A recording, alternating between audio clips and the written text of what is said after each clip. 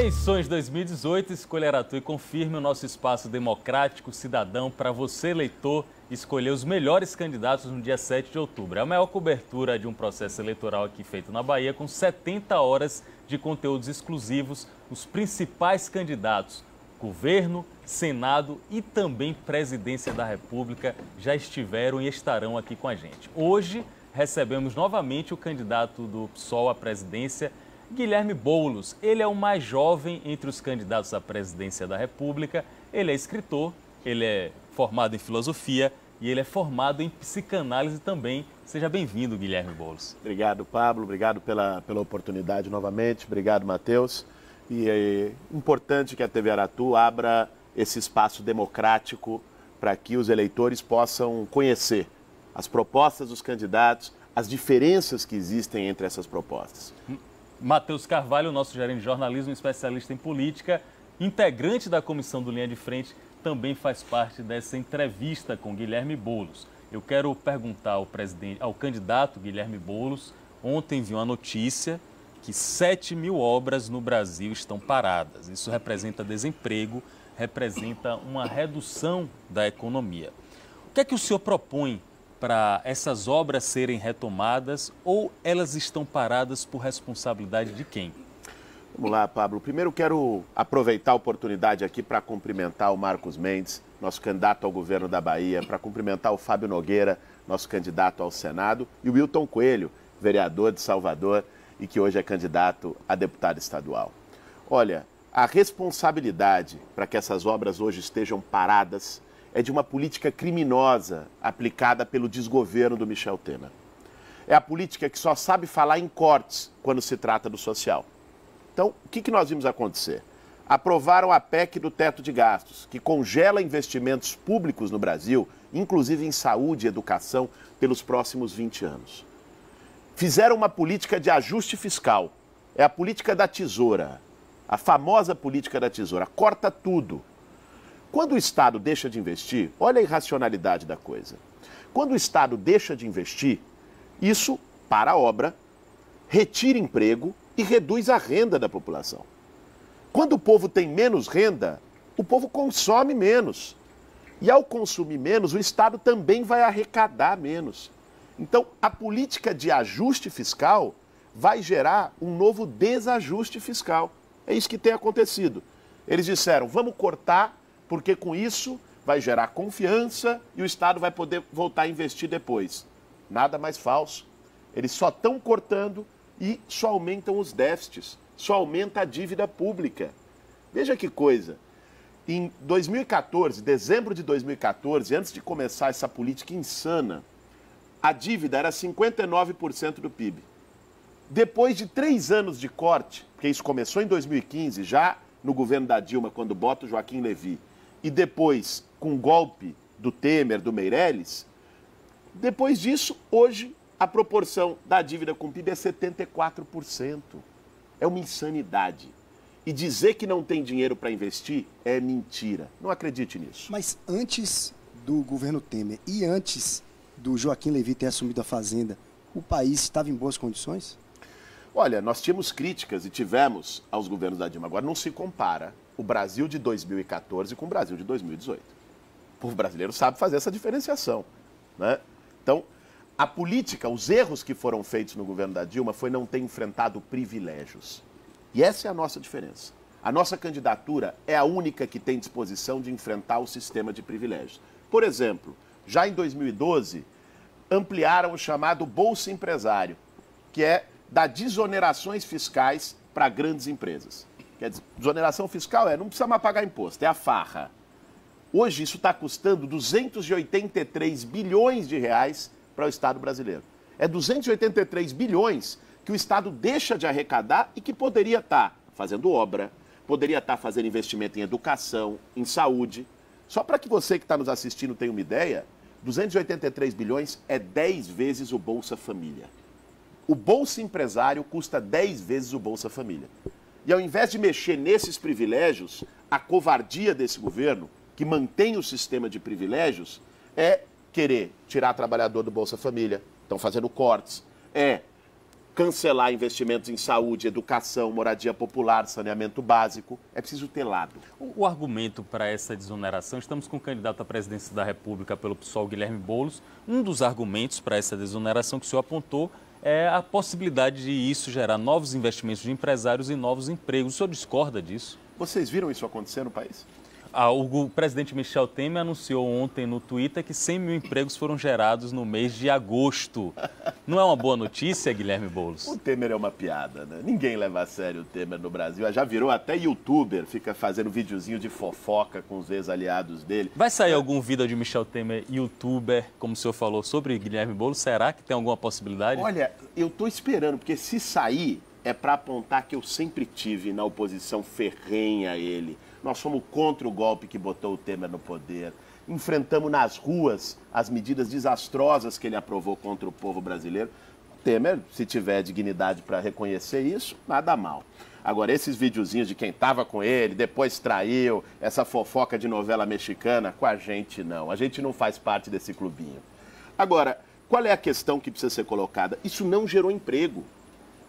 Uma coisa é uma desoneração que você dá para o micro, para o pequeno, para o médio, para alguém que vai abrir uma borracharia, um salão de beleza, para alguém que vai abrir uma lanchonete. Você tem que facilitar a vida desse pequeno empreendedor, né?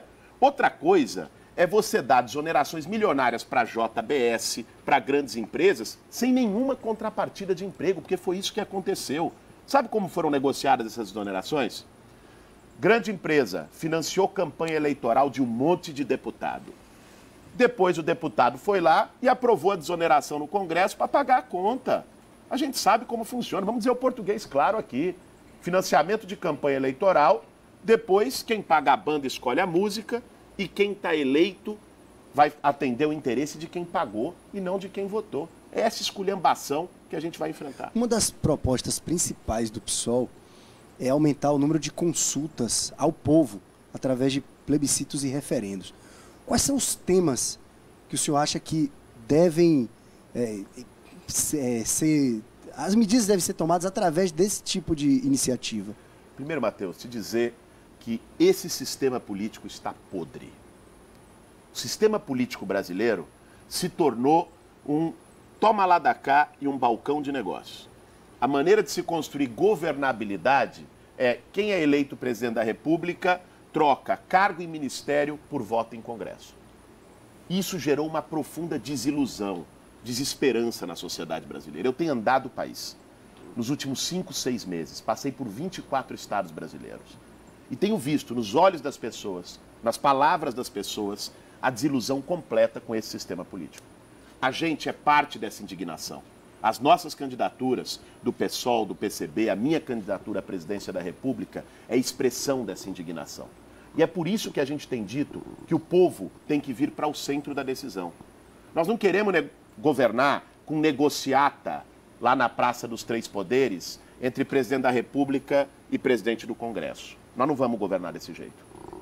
Nós queremos chegar à presidência da República para fazer de um outro jeito. Isso significa consultas populares como plebiscitos, referendos, o povo participar das decisões. Mas que situações, que temas? Primeiro ponto, esse dia 1º de janeiro de 2019 é o primeiro. Um referendo para revogar as medidas tomadas pelo governo Michel Temer. Reforma trabalhista, que retirou direitos dos trabalhadores. Isso que foi aprovado é um crime contra o povo brasileiro. O trabalhador que está nos ouvindo sabe muito bem disso. Hoje, a coisa mais difícil de encontrar nesse país é um emprego com carteira assinada. A reforma trabalhista, eles diziam que era para gerar emprego, ampliou o desemprego e aumentou a informalidade e a precarização do trabalho. Nós vamos revogar. O povo tem que ser chamado a decidir sobre isso. A maioria da população é contra. Eles decidiram no conchavo entre a maioria do Congresso e o presidente da República e foi aprovado. PEC do teto de gastos, que congela por 20 anos investimentos públicos no Brasil. Nós vamos deixar o povo decidir e eu não tenho a menor dúvida que o povo vai revogar. Entrega do pré-sal para empresas estrangeiras. É o povo que tem que decidir para que o patrimônio público, para que as riquezas nacionais fiquem com o Brasil, não com a Shell, não com a Exxon, temas não com essas grandes empresas. Aborto e pena de morte também devem ter uma consulta popular para definir o que é que o Brasil deve seguir? Nós confiamos na decisão do povo e confiamos que as nossas propostas podem sim convencer a população. Agora, o caso do aborto, para nós é um caso à parte por uma razão. O que está em jogo é a vida das mulheres. É as mulheres quem tem autoridade e legitimidade para definir sobre isso. É muito fácil para um homem, como nós três aqui, dizer eu sou contra o aborto. E tem milhões de homens que não colocam os seus nomes na certidão de nascimento dos filhos. Essa é uma forma de não assumir. Então, essa é uma decisão que nós entendemos que tem que ser tomada pelas mulheres brasileiras. Pena de morte. Desculpe, Matheus. É só que era uma pergunta dupla. E pena de morte deveria... Olha, temas como a pena de morte, redução da maioridade penal, se você fizer uma pesquisa hoje, uma parte importante da sociedade pode até ir a favor. Agora, vamos nos questionar por que a sociedade está indo a favor disso. Muitas vezes está indo a favor porque o debate não é feito de uma maneira séria. Fica aqueles programas que você espreme e sai sangue o dia inteiro, dizendo que tem que matar, que tem que prender, que esse é o caminho, que tem que ter mais armas. Abrem o espaço para o debate. Mas é exatamente o que eu estou dizendo. Eu defendo o plebiscito sobre esse tema. Mas defendo junto com um debate com a sociedade. Eu tenho certeza que se a sociedade tiver acesso aos argumentos, não apenas a um lado, porque hoje uma posição está ganhando por WO. Se a sociedade tiver acesso aos argumentos, por exemplo, em relação ao tema da segurança pública, de que reduzir a maioridade penal significa jogar crianças e jovens num sistema carcerário que é tido nas periferias de todo o país como faculdade do crime, que não reabilita ninguém. Um importante companheiro de partido do senhor, que foi, por coincidência, colega de faculdade dos dois entrevistadores aqui, Jean Willis, ele deu entrevista já dizendo que, para esses temas, o povo não deve ser ouvido. Para outros temas, sim. Aí minha pergunta foi a mesma pergunta que eu fiz, inclusive, para o Fábio Nogueira, quando deu entrevista aqui para a gente. O que é que define o critério de quando o povo deve e quando o povo não deve ser ouvido? Veja, o Jean é meu amigo, tem tido um trabalho extraordinário no Congresso Nacional, levando grandes causas, né? Agora, em todos os partidos existem diversidade de posições. Eu estou aqui colocando qual é... Essa é uma posição que vocês são divergentes. Não, estou colocando aqui qual é a nossa posição, né? Eu tenho convicção que se o debate for bem feito na sociedade brasileira, é plenamente possível convencer a maioria da sociedade brasileira a rejeitar tanto pena de morte como redução da maioridade penal. Nós não queremos dar a primeira sentença para os nossos jovens. Nós queremos dar o primeiro emprego para os nossos jovens. Mas caso o povo decida, a opinião seria respeitada. A decisão popular tem que ser respeitada. Agora, o debate tem que ser bem feito. Nós não podemos pegar um quadro de um debate que está sendo feito por WO, em que só um lado está falando e o outro lado não tem espaço para se posicionar. Candidato Guilherme Boulos, sobre debates bem feitos, tem um que para mim, eu acho que para Matheus também, para toda a sociedade é muito necessário. Debate sobre a dívida pública, debate sobre a Previdência, debate sobre déficit fiscal. Todos os candidatos, embora alguns não assumam publicamente, sabem que é impossível a gente manter a Previdência sem aumentar a idade para a pessoa se aposentar. É muito difícil. Todo mundo faz essas reformas regulares de Previdência. No entanto, se a gente abrir o debate para o povo, ninguém vai querer aumentar a sua própria idade de aposentadoria. Acho improvável. São medidas impopulares. Medidas impopulares o senhor vai ter que tomar, assumindo a presidência. Como é que fica isso? Deixa eu te dizer, Pablo, não me coloque no rol desses todos os candidatos que querem aumentar a idade mínima. Nós não. O senhor tem uma fórmula que não precisa aumentar? Nós queremos tratar a Previdência de outro jeito. Que não é mexendo em direitos, mas é mexendo em privilégios. Coisa que essa proposta do Temer não teve a coragem de fazer. Aliás, o Temer, se tivesse vergonha na cara, não apresentava nenhuma reforma da Previdência. Porque foi alguém que se aposentou com 53 anos de idade recebendo 30 mil por mês. Não tem moral nenhuma para falar em Previdência Pública. É com esses privilégios que a gente quer mexer. Não com o direito do trabalhador que recebe um salário mínimo, que recebe benefício de prestação continuada, que trabalhou a vida toda e que vê agora a sua aposentadoria ameaçada por uma discussão covarde sobre reforma da Previdência. Sabe onde nós queremos mexer? Nós vamos cobrar a dívida das grandes empresas, 450 bilhões de reais que devem para a Previdência e não é cobrado. Nós vamos revogar a reforma trabalhista. Sabe o que a reforma trabalhista fez? Jogou milhões de trabalhadores na informalidade. E o trabalhador que não tem carteira assinada deixa de contribuir para a Previdência. Reduziu a arrecadação da Previdência. Nós vamos acabar com desoneração em folha de várias empresas que também reduzem a arrecadação da Previdência. Nesses pontos, vamos mexer em privilégio de juiz que recebe acima do teto constitucional, de desembargador. Vamos mexer no privilégio da cúpula dos poderes, né? Auxílio moradia, auxílio terno, acabar com essa farra toda que tem ali, né? Que isso também impacta na Previdência Pública. E ainda, vamos acabar com a DRU. Hoje, está previsto na Constituição, tem um recurso destinado para Seguridade Social e Previdência Pública. Está lá vários impostos listados, PIS, COFINS, Contribuição Social sobre Lucro Líquido. O que acontece hoje? 1/3 desse recurso, pela desvinculação de receitas da União, vai para banqueiro e agiota para pagar a dívida pública e é desviado da Previdência. Se a gente mexer nesses privilégios e no andar de cima, não precisa tocar no direito de ninguém. Tem que ter coragem, nós temos. Num país como o Brasil, a população mais pobre começa a trabalhar mais cedo do que a população mais rica, mais remediada. E a população mais pobre tende a morrer antes, na média, a expectativa de vida é menor do que a da população que tem mais recursos. Isso não torna o próprio sistema da Previdência Social em si injusto? Olha, a Previdência Social é um regime de solidariedade entre gerações. Mas não acaba sendo a população mais pobre bancando a população mais rica, já que ele vai usufruir menos, já que vai morrer antes e começar mais cedo a contribuir? Nós temos que corrigir as distorções da Previdência que prejudiquem os mais pobres. Não é com idade mínima que você vai fazer isso. Idade mínima é o contrário disso. Se você estabelece uma idade mínima como eles queriam, de 65 anos, por exemplo, a expectativa de vida no Brasil varia de 57 em certas regiões do país até 80. A de 57 é dos mais pobres. Isso quer dizer, se você estabeleceu a idade mínima, que tem gente que só vai se aposentar no caixão. A idade mínima favorece os mais ricos e não os mais pobres. Mas eu não estou falando nem da tese da idade mínima. A própria Previdência Social em si, ela já é um sistema de transferência de recursos de quem tem menos para quem tem mais. Se ela trabalhar com tempo de contribuição, não. Porque o trabalhador que começa a trabalhar antes, ele vai ter o seu tempo de contribuição encerrado antes. Isso só gera uma distorção se tiver a idade mínima para todos igual. Aí é que é o problema e que vai gerar esse sistema em que o pobre financia o rico. Agora, a Previdência Pública é necessária. Eu vejo muito candidato falando em regime de capitalização, em previdência privada como solução. Isso significa dizer que previdência não é direito das pessoas. Que previdência é só para quem tem como pagar. A gente não aceita essa tese. A aposentadoria tem que ser para todos. O candidato Guilherme Boulos, ele tem 36 anos de idade, sempre muito solícito quando é convidado aqui na Aratu e participa de muitos debates para os candidatos a presidente da República. Ontem, inclusive, estava em São Paulo, estava participando do debate na TV Aparecida da Igreja Católica. Nesse debate, foi mencionado um assunto que é de interesse público. É muito necessário que se converse a respeito disso.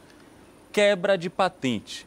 Um medicamento que pode beneficiar milhares de pacientes da hepatite C poderia passar a ser fabricado no Brasil a um custo mais barato, mais acessível para a população. Entretanto, não foi possível essa quebra de patente por interferência do Supremo Tribunal Federal. O que é que o senhor acha disso? Eu acho um escândalo que tenha gente que lucre com a sua doença. Que tenha gente que lucre com a saúde pública. Saúde não pode ser mercadoria. Saúde é um direito. Nós vamos atuar, se chegarmos à presidência da República, para quebrar todas as patentes de remédio. Né? A indústria farmacêutica não está acima da vida de ninguém. Privatização da saúde é um escândalo. Nós não podemos permitir. Aliás, é uma das grandes responsáveis para fazer com que o SUS esteja como está hoje. Sabe como funciona a máfia da saúde no Brasil? É plano de saúde financiando campanha eleitoral de vários candidatos e depois atuando em benefício das operadoras de plano de saúde. Interessa para uma operadora de plano de saúde que o SUS esteja bem? Claro que não. Se o SUS estiver bem, as pessoas não vão querer ir para o plano de saúde. Isso segura investimentos do SUS. A gente sabe como isso funciona, aliás, para quem tem plano de saúde, inclusive.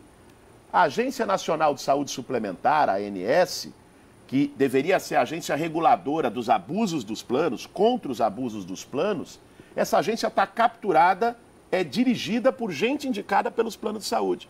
Aí tem reajuste abusivo nos planos e ela não diz nada. Aí o plano escolhe quem deve cobrir. Ah, essa é doença crônica, eu não cubro. Ah, esse é idoso, eu não cubro. Né? E faz essa safadeza toda que existe. O senhor mencionou que vai quebrar todas as patentes possíveis, até as impossíveis, não sei. Isso foi uma ação, uma atividade muito efetuada pelo então ministro da Saúde, José Serra. Ele acertou? Eu acho que quando o Serra enfrentou as patentes, ele acertou. A gente não tem nenhum problema em reconhecer ponto positivo de adversário político. Agora, o Serra errou em muitos pontos. Errou mais como ministro da Saúde, ministro da Economia, ministro de quê? Olha, é difícil dizer, porque o Serra representa um projeto que foi desastroso para o Brasil, que é o projeto do PSDB. Um projeto que privatizou patrimônio nacional, um projeto que atacou o direito dos trabalhadores, que cortou investimentos sociais e que segue fazendo isso agora no governo Temer. Não vamos esquecer não, né? O PSDB faz parte dos 50 tons de Temer, né? Tá lá no ministério do Temer. O Alckmin tenta se diferenciar, é um negócio incrível. A hipocrisia. Ele critica muito o Michel Temer, o candidato Alckmin. É claro, o candidato Alckmin, né? Agora, o Alckmin não candidato recebeu era um amigo recebeu um videozinho de Michel Temer também. Um dos vídeos foi endereçado ao Alckmin. O Alckmin ajudou a bancar o golpe que botou o Temer no poder. O Alckmin ajudou a aprovar a reforma trabalhista. O Alckmin ajudou a cortar investimento social. O partido do Alckmin tem ministério no governo. Mas o PT não ajudou a derrubar, por exemplo, Fernando Collor também e depois não fez parte do governo. Sim, mas não pode ser, não é um paralelo. PT, nós ajudamos a derrubar Fernando Collor. Né? Toda a esquerda e todo o movimento social estava na rua contra aquele absurdo do Fernando Collor. E logo em seguida pediram fora Itamar Franco. Aqui na mesma cadeira que o senhor está sentado, o Zé Disseu disse que esse foi o maior erro da história do PT. Ter pedido fora Itamar. Sabe, o senhor concorda? Não, o que eu concordo é que um dos maiores erros da história do PT foi não ter aproveitado os 13 anos de governo para fazer mudanças estruturais nesse país. Para não ter feito uma reforma política e ter topado governar com os mesmos de sempre. Com Sarney, com Renan, com Jucá, com a turma do PMDB, ao invés de ter enfrentado esse sistema que está podre. Não teve coragem para fazer isso e hoje paga o preço. Haddad estava junto com o Renan, agora continua pagando o preço. Eu me posicionei de maneira clara. É um absurdo, é não aprender com as lições do golpe. Depois de tudo o que aconteceu, o PMDB ter lá traído a Dilma, tá fazendo o que está fazendo com o Brasil e ver o Fernando Haddad de mãos dadas tirando foto com o Eunício Oliveira no Ceará e com o Renan Calheiros em Alagoas. Então nenhuma possibilidade do PSOL estar unido ao Haddad num segundo turno Bolsonaro e Haddad? Espera um pouquinho. Segundo turno contra o fascismo, se este for o cenário, nós somos contra o atraso, estaremos nas fileiras contra o atraso. Agora, isso não vai fazer com que a gente deixe de criticar um só instante este absurdo que é insistir nas alianças com quem destrói o país, com quem representa a política mais podre. Quero dizer para você de maneira clara, num governo nosso, pela primeira vez na história, o PMDB vai estar na oposição. A gente não vai compor com essa gente, não. Você pega o Romero Jucá, o homem do grande acordo nacional. Romero Jucá é líder do governo desde Dom Pedro I. Entra governo, sai governo, ele é líder do governo. Segundo Ciro Gomes, falou lá em Boa Vista, é um pilantra, bandido e cafajeste. O senhor assina essas palavras? Assine e digo mais. No nosso governo, Romero Jucá não vai ser líder do governo, não. Vai ser ou líder da oposição ou líder de cela na Papuda, que é onde ele merece estar. Candidato Guilherme Boulos conversando com a gente aqui no Linha de Frente. É sempre muito prazeroso conversar com o senhor. Da última vez que o senhor veio, não tinha tido facada em candidato, não tinha rolado xingamento. Parece que derivamos para uma guerra aí, uma guerra no sentido pejorativo. Em tão pouco tempo, quantas mudanças? Não tinha facada, Lula ainda era o candidato do PT. Eu gostaria de saber se, como últimas palavras, o senhor pode mandar uma mensagem para amenizar essa beligerância, ao meu ver, exacerbada. Claro. Olha, no Brasil o que nós temos visto é o debate político importante, o debate tem que ser firme. O debate não pode ser de compadre porque o momento do país é muito grave. Agora, o debate político não pode se desdobrar em ódio. Não pode se desdobrar em violência. Nós não vamos mudar o Brasil nem na bala, nem na faca, nem no grito. Nós vamos mudar o Brasil com coragem para enfrentar o sistema. E a última mensagem que eu quero deixar aqui nessa nossa entrevista é a seguinte. Muita gente, por conta desse cenário, está votando ou pretendendo votar, seja com ódio, seja com medo. Primeiro turno é momento de se votar no projeto que acredita. O nosso projeto, o projeto do PSOL, o projeto da minha candidatura ao lado da Sônia Guajajara, o projeto que está representado aqui no estado da Bahia pelo Marcos Mendes, esse projeto é o que tem coragem de enfrentar esse sistema de privilégios. A gente não vai negociar a reforma agrária, a demarcação das terras indígenas para ter apoio de nenhuma bancada ruralista ou para ter ruralista na chapa. A gente não vai negociar o direito das mulheres, o direito da população LGBT para ter apoio de nenhuma bancada conservadora.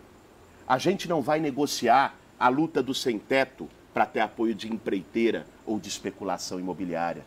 A gente não vai negociar a vida dos jovens negros que estão sendo exterminados para ter apoio da bancada da bala ou para fazer média com quem vive da indústria do medo, da indústria do ódio.